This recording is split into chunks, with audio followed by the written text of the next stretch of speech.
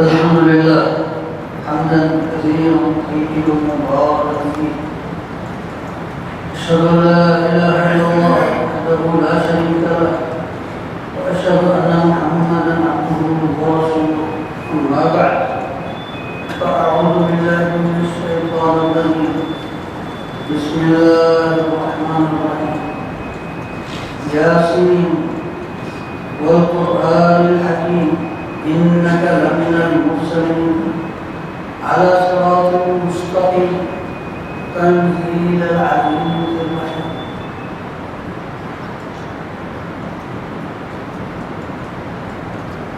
فرمایا اللہ رب العزت والجلال نے یاسین قسم ہے حکمت والے قرآن کی اور قرآن محکم کی، تم رسولوں میں سے ہو،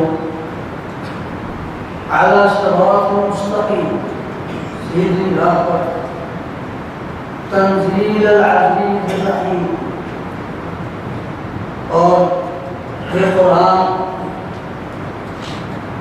اس کی طرف سے اتارا جا رہا ہے جو عزیز بھی ہے اور رحیم بھی.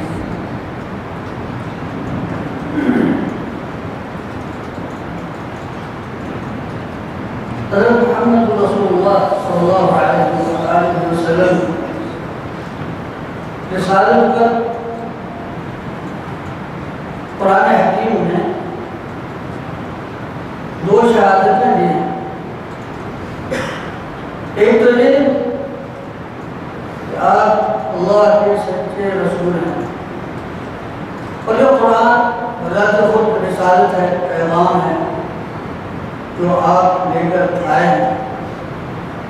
اور قرآن کو پڑھنا، قرآن کا بیان کرنا یہ حضرت محمد رسول اللہ صلی اللہ علیہ وسلم کا منصب ہے. اس لیے فرمایا والذی بعث فی الأميین رسولا منهم یتلو علیہم آیاتہ ویزکیہم ویعلمهم الکتاب والحکمہ، کہ وہ ان پر اللہ کی آیات تلاوت کرتا ہے اور انہیں کتاب اور حکمت کی تعلیم دیتا ہے.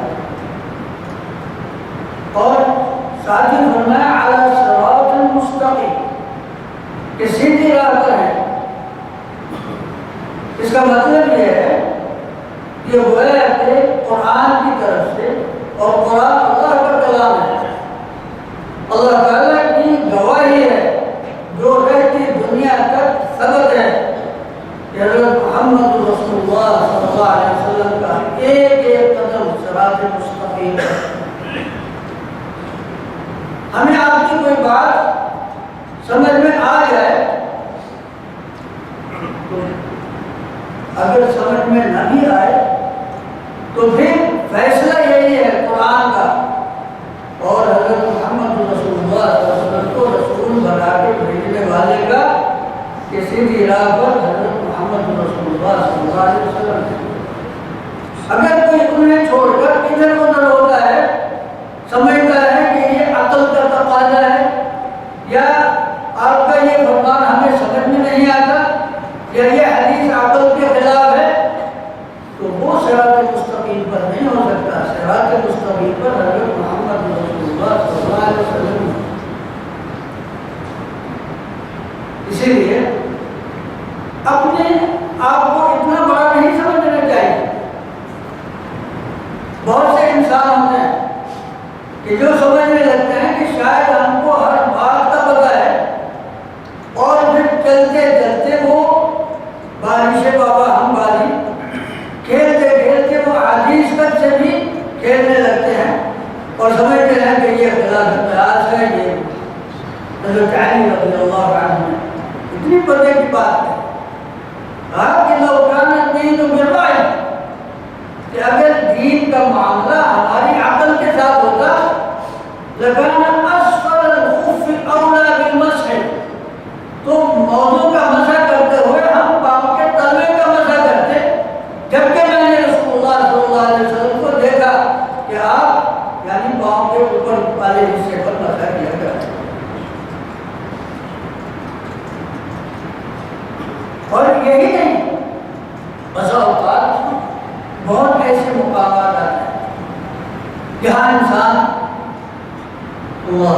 شاید وہ شدید ترین مقام وہ تھا۔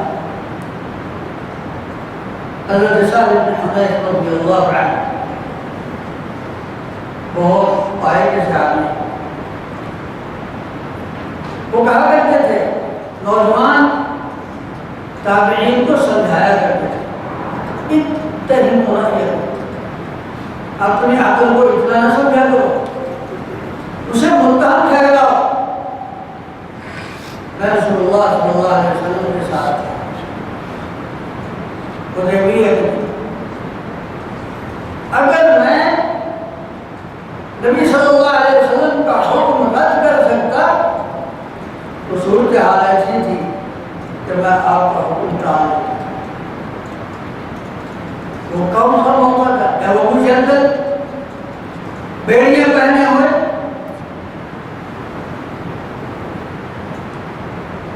سہیل، عمرو بن سہیل کا بیٹا جو کفار کی طرف سے ڈیلیگیٹ تھا، نمائندہ ان کا بات کر رہا تھا، اس کا بیٹا تھا، مسلمان ہو چکا تھا، اس نے اسے قید میں ڈالا ہوا تھا۔ وہ کہیں اسی وقت جب صلح کی بات ہو رہی تھی تو وہ قید سے بھاگ کر آ گیا۔ نبی صلی اللہ علیہ وسلم نے اسے کہا کہ بھائی ابھی دستخط تو نہیں ہوئے، معاہدہ لکھا نہیں گیا، اس میں لکھا ہوا تھا کہ اگر مکہ سے کوئی آدمی بھاگ کر مدینہ جاتا ہے تو اسے واپس کرنا ہوگا، اگر وہاں سے کوئی مدینہ سے بھاگ کر واپس آتا ہے تو وہ واپس نہیں کریں گے۔ نبی صلی اللہ علیہ وسلم نے فرمایا کہ ابھی لکھا تو نہیں گیا، چلو اتنی، اس کا بیٹا تھا، اس نے کہا یہ پہلی شرط ہے، یہ تمہاری پہلی آزمائش ہے۔ نبی صلی اللہ علیہ وسلم نے ابو جہل سے کہا کہ تم صبر کرو، اللہ تعالیٰ تمہارے لیے راستہ نکالے، واپس قید میں گیا۔ تو وہ مسلمانوں سے مخاطب ہو کر کہنے لگا کہ مسلمانوں، میں اس حالت میں پھر سے مشرکوں کے حوالے کیا جا رہا۔ ایسا جذباتی ماحول تھا، اللہ اکبر، لیکن ایک آدمی کو بھی یہ ہمت نہیں ہوئی کہ نبی صلی اللہ علیہ وسلم سے حکم کی سرکاری کرے۔ معاہدہ بنا ہے، ایسا تک کسی کو سمجھ نہیں آ رہی تھی، اور تو کیا حضرت عمر رضی اللہ عنہ جیسا زیرک انسان بھی اسے سمجھنے سے قاصر تھا، صبر نہیں ہوا ہم سے بھی۔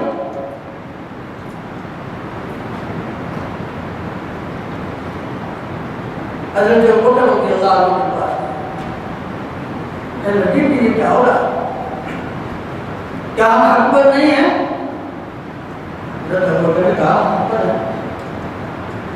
کیا وہ باطل پر نہیں ہیں؟ وہ باطل پر ہے۔ اگر ہم مرتے ہیں جنگ میں تو کیا ہم جنت میں نہیں جاتے؟ کہا جنت میں جاتے۔ وہ اگر مرتے ہیں تو جہنم میں نہیں جاتے؟ کہا جہنم میں جاتے۔ فعلم هذه الدلیعہ، پھر یہ ذلت کیوں برداشت کی جا رہی ہے؟ حضرت ابوبکر نے کہا عمر انہ رسول اللہ، ہوش میں آؤ، وہ اللہ کا رسول، اللہ تعالیٰ اس کا حامی ناصر۔ اب پھر بھی صبر نہیں ہو رہا، سیدھا نبی صلی اللہ علیہ وسلم کے پاس، کیا ہم حق پر نہیں ہیں؟ وہی کل، کیا ہم حق پر نہیں ہیں؟ ہم حق پر ہیں، وہ باطل پر نہیں ہیں، وہ باطل پر ہیں۔ ہمارے مرنے والے جنت میں نہیں جاتے، جنت میں جاتے، ان کے قتیل جہنم میں نہیں جاتے۔ فعلم هذه الدلیعہ، پھر یہ ذلت کیوں برداشت کی جا رہی ہے؟ میں عمر بن اللہ کا رسول، جہاں سے حضرت ابوبکر صدیق کی بھی صدیقیت کا پتہ چلتا ہے کہ مقام کیا ہے، وہی بات جو رسول اللہ صلی اللہ علیہ وسلم نے فرمائی وہی ابوبکر صدیق نے جواب دیا۔ اور قرآن اترا ہے، اللہ اکبر، صلح حدیبیہ کا صلح نامہ پر دستخط میں بھی واپس جا رہے تھے،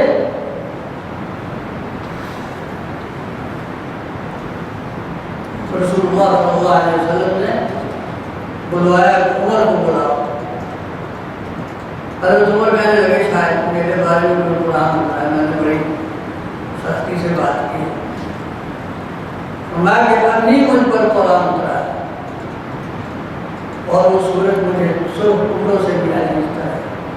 اِنَّا فَتَحْنَا لَكَ فَتْحًا مُبِينًا لِيَغْفِرَ لَكَ اللَّهُ مَا تَقَدَّمَ مِن ذَنبِكَ وَمَا تَأَخَّرَ وَيُتِمَّ نِعْمَتَهُ عَلَيْكَ وَيَهْدِيَكَ صِرَاطًا مُسْتَقِيمًا. ہم نے تمہیں فتح مبین عطا کی. حضرت عمر بھی تعجب سے کر اب فتح ہوا. اللہ کے رسول یہ فتح ہے. میں قرآن کہہ رہا, اللہ کہہ رہا اِنَّا فَتَحْنَا لَكَ فَتْحًا مُبِينًا لِيَغْفِرَ لَكَ اللَّهُ مَا تَقَدَّمَ مِن ذَنبِكَ وَمَا تَأَخَّرَ وَيُتِمَّ نِعْمَتَهُ عَلَيْكَ وَيَهْدِيَكَ صِرَاطًا مُسْتَقِيمًا. تم سے لفظ سے تو بات ہوئی کہ خطاب نبی صلی اللہ علیہ وسلم کو ہے, مراد مسلمان ہیں کہ ان سب تمہاری خطاؤں پر کاٹے سارے ٹکنے کاٹ کے اللہ تعالیٰ نے اس بظاہر شکست کو فتح مبین میں بدلنا. وَيَهْدِيَكَ صِرَاطًا مُسْتَقِيمًا, اور تمہیں سیدھی راہ دکھائی. حضرت محمد صلی اللہ علیہ وسلم صراط مستقیم پر وہ معاملہ وہ خط بین الاقوامی ہو, غیر ذاتی ہو, عبادات کا ہو, معاملات کا ہو, آپ کا جو جو حکم ہے کسی کو سمجھ میں آتا ہے تب بھی, سمجھ میں نہیں آتا تب بھی صراط مستقیم وہ ہے جو محمد رسول اللہ صلی اللہ علیہ وسلم. اور ساتھ ہی فرمایا تنزیل العزیز الرحیم, کہ یہ اس کا اتارا ہوا کلام ہے قرآن حکیم جو عزیز بھی ہے اور رحیم بھی. اللہ تعالیٰ کی صفت عزیز قرآن میں بہت واضح ہے, اور کہیں عزیز المقتدر فرمایا, کہیں عزیز الوہاب فرمایا, اور کہیں بہت زیادہ وهو العزیز الحکیم آتا ہے. اور اس مقام پر فرمایا تنزیل عزیز الرحیم, کہ یہ اس عزیز کا کلام ہے جو رحیم بھی ہے. عزیز کا معنی یہ ہے کہ جو غالب ہے, جو چاہتا ہے کرتا ہے, اس کی قوت کے سامنے کوئی قوت ہے ہی نہیں. واللہ غالب علی امرہ, جو وہ کرنا چاہتا ہے ہو کر رہتا ہے. اور ساری دنیا مل کر دنیا کا جو کچھ بھی ہے اس کے سوا جو بھی چاہے وہ نہیں ہوتا, جو وہ چاہتا ہے وہ ہو کر رہتا ہے. اب کتنی طاقت والے کا یہ کلام ہے. اس سے تم سمجھو کہ یہ کسی کا, یہ قرآن حکیم یہ محض نصیحت نہیں ہے, یہ کوئی اپیل نہیں ہے, بلکہ یہ اس کا حکم ہے العزیز, یہ جس کا حکم ساری کائنات پر چلتا ہے, جس کے حکم سے پانی بہتا ہے, جس کے حکم سے سورج چلتا ہے, جس کے حکم سے رات آتی اور جاتی ہے, جس کے حکم سے دن آتا اور جاتا ہے, جس کے حکم سے زمانہ گردش کرتا ہے. یہ سارا نظام جس کے قبضہ اور قدرت میں ہے. ابھی آپ سو گئے تھے سورہ الف لام میم سجدہ, یدبر الامر من السماء الى الارض, یہ اللہ کی سلطنت کا ایک نقشہ دکھایا تمہیں. یدبر الامر من السماء, کہ وہ آسمان سے معاملات کی تدبیر اور ترتیب دے کر نازل فرماتا ہے. اس کا حکم عرش پر سے چلتا ہے اور اس کا حکم زمین پر نازل ہوتا ہے. الى الارض, ایک ایک دانہ جو تم بوتے ہو اس کے حکم سے بڑھتا ہے, ایک ایک قطرہ بارش کا اس کے حکم سے برستا ہے. یدبر الامر من السماء الى الارض, یہی بات نہیں ثم یعرج الیہ, پھر ان کاموں کا جو اس نے حکم دیا ہے اس کے متعلق کارروائی کیا ہوئی وہ بھی اس کو رپورٹ پیش کی یہ ہو گیا. یہ ہے سلطنت, یہ ہے اقتدار اللہ تعالیٰ کا عزیز مقتدر. تو پھر اس کے باوجود وہ جہاں عزیز ہے, جو اس کی طاقت ہے, وہ چاہتا تو تم سے زبردستی بھی منوا سکتا تھا. تمہاری گردنیں اس قدر مضبوط تو نہیں کہ وہ انہیں اپنے حضور جھکا نہ سکے. وہ تمہیں پکڑ کر بھی سجدہ کروا سکتا تھا. وہ تو کیا تمہیں چلنے والے, قدموں پر چلنے والے انسان بنانے کی بجائے رینگنے والے جانور بھی بنا سکتا تھا. وہ عزیز ہے, لیکن اس نے اپنا حکم زبردستی نافذ کرنے کی بجائے تمہیں مختار انسان بنایا کہ ہمارے حکم کے مطابق اگر عمل کر لو تو ہم سے انعام پالو. وہ عزیز بھی ہے, وہ رحیم بھی ہے, یہ اس کی رحمت جانو. تو وہ صرف عزیز نہیں, اگر صرف عزیز ہو تو پھر تو جیسے بعض مقتدر ہوتے ہیں جن کے پاس اقتدار آتا ہے. جی فرعون بھی اپنے آپ کو عزیز ہی سمجھتا تھا کہ اقتدار تو ہے, جو چاہتا ہے کرتا ہے, لیکن نہ رحمت ہے, نہ حکمت ہے, نہ علم ہے, نہ لطف ہے, نہ ذمہ داری کا احساس ہے. اللہ رب العزت والجلال جہاں عزیز ہے وہاں حکیم بھی ہے, جہاں عزیز ہے وہاں علیم بھی ہے, اور جہاں عزیز ہے وہاں رحیم بھی ہے. تو قرآن حکیم اللہ تعالیٰ کی حکمت اور اس کی عزت کا مظہر ہے, اور ساتھ ہی ساتھ اس کی رحمت کا مظہر ہے. قرآن اللہ کی رحمت کا پیغام ہے. شروع ہی اللہ کی رحمت کے حوالے سے ہوتا ہے, بسم اللہ الرحمن الرحیم. تو یہ ہمیں بتایا جا رہا ہے کہ اس میں جو کچھ ہے یہ سب کا سب تم پر رحمت ہے. جتنے احکام دیے گئے ہیں یہ تم پر بوجھ نہیں ڈالے. یرید اللہ بکم الیسر ولا یرید بکم العسر.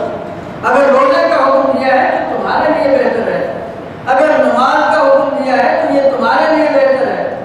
جمعے کے دن تمہیں کہا ہے کہ کاروبار چھوڑ کر اللہ کے ذکر کی طرف دوڑو, تو یہ تمہارے لیے بہتر ہے. ذالکم خیر لکم ان کنتم تعلمون وان تصوموا خیر لکم ان کنتم تعلمون.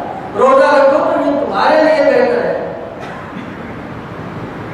اس کے احکام طبیعت پر گھرا نہیں گزرنے چاہیے, بلکہ ایسے جانو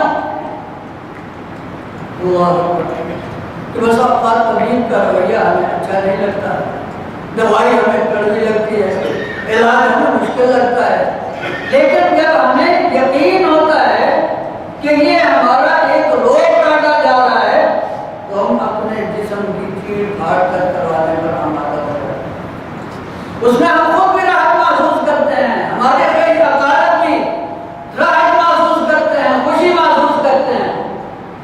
یہ رومی نے بڑی دلچسپ مثال دی ہے کہ جب بچے کو پچھنے لگائے جا رہے ہوتے ہیں, بچہ چیخ رہا ہوتا ہے اور اس کی ماں خوش ہو رہی ہوتی ہے. ممتا کی مالی ماں بچے کے رونے پر مطمئن ہو رہی ہے کہ اس کی بیماریوں کا علاج ہو رہا ہے, یہ بیماریوں سے محفوظ ہو جائے گا.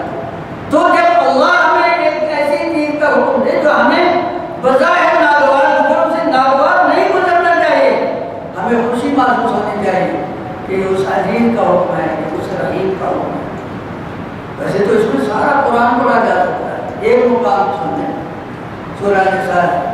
اللہ فرماتا ہے یا ایھا الذین آمنوا لا تأکلوا اموالکم بینکم بالباطل.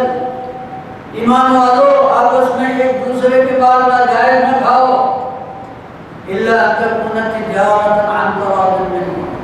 ہاں اگر باہمی رضامندی سے تجارت ہوتی ہے تو یہ تمہارے لیے جائز ہے. لیکن باہمی رضامندی کا معنی نہیں ہم نے کچھ اور بنا لیا. ہم لوگوں کی برین واشنگ کرتے ہیں اشتہارات کے ذریعے, ان کے جذبات کو ابھارتے ہیں مختلف ذرائع استعمال کر کے, مصنوعی طلب پیدا کرتے ہیں اور پھر سمجھتے ہیں کہ اب یہ باہمی رضامندی ہے. بڑے بڑے اشتہار دیکھ کر ہر آدمی کو پتہ چلتا ہے کہ ہمارے گھر کی یہ بھی ضرورت ہے. حالانکہ ضرورت ایسی چیز نہیں ہوتی جسے اس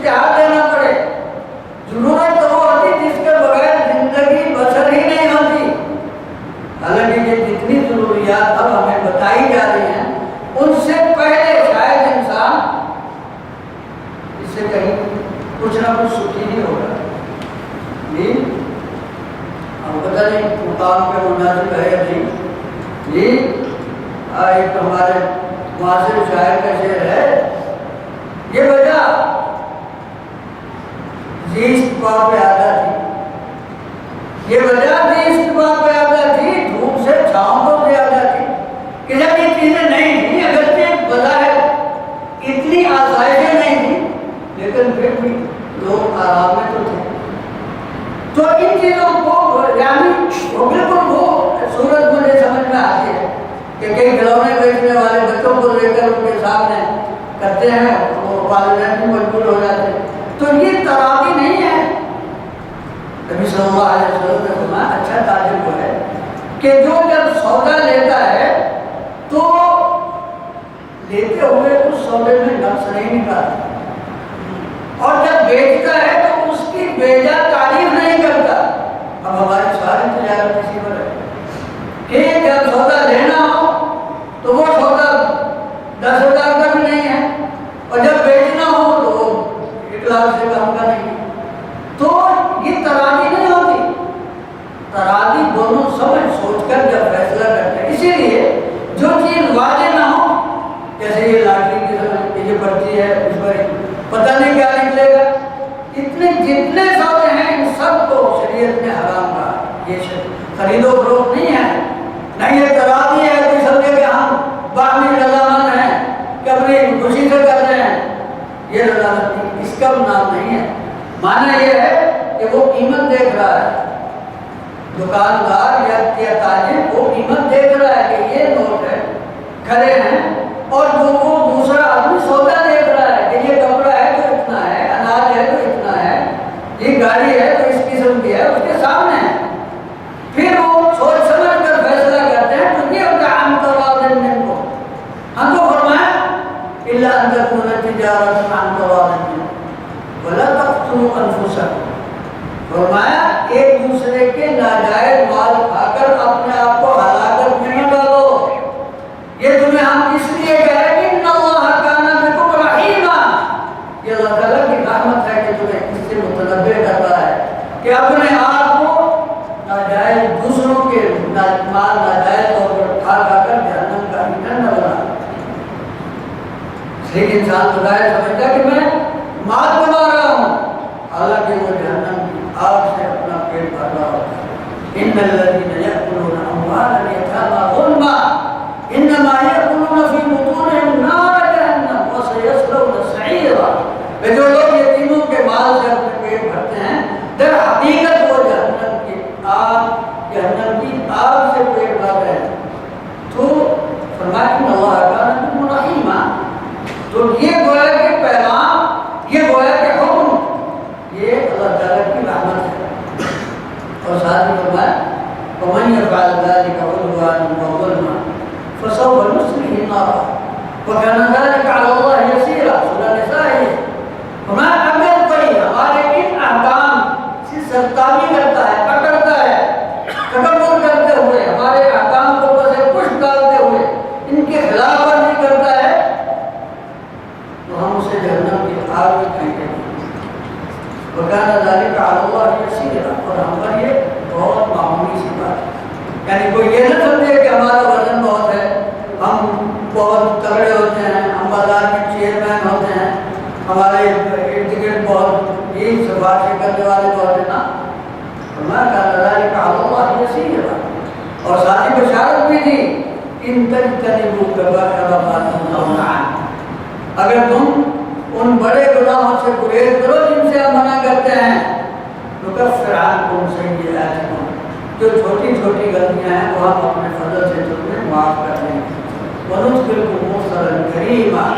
اور ہم تمہیں اس عزت والے مقام پر پہنچا دیں گے. اللہ ولا تتمنوا ما فضل اللہ به بعضکم علی بعض. قرآن ہے. ٹھیک فرمایا خواہ للچایا نہ کرو دوسروں کے مال دیکھ کر. اللہ تعالیٰ نے بال کو بال پر فضیلت دی ہے تو اسے دیکھ کر للچایا نہ کرو. جو دوڑ کا میدان ہے وہ عمل ہے، پاس تمہیں مال نظر آتا ہے، تم بھی اللہ کے فضل سے مانگ لو، اس کے پاس دینے کو بہت کچھ ہے۔ ہاں تو قرآن کا ایک ایک حکم جو ہمیں کرنے کو کہا گیا وہ بھی رحمت ہے، اور جو ہمیں باز رہنے کو کہا گیا اس سے باز رہنا بھی رحمت ہے۔ تنزیل العزیز الرحیم، یہ اس کا کلام ہے جو عزیز ہے، یہ اس کا کلام ہے جو رحیم ہے۔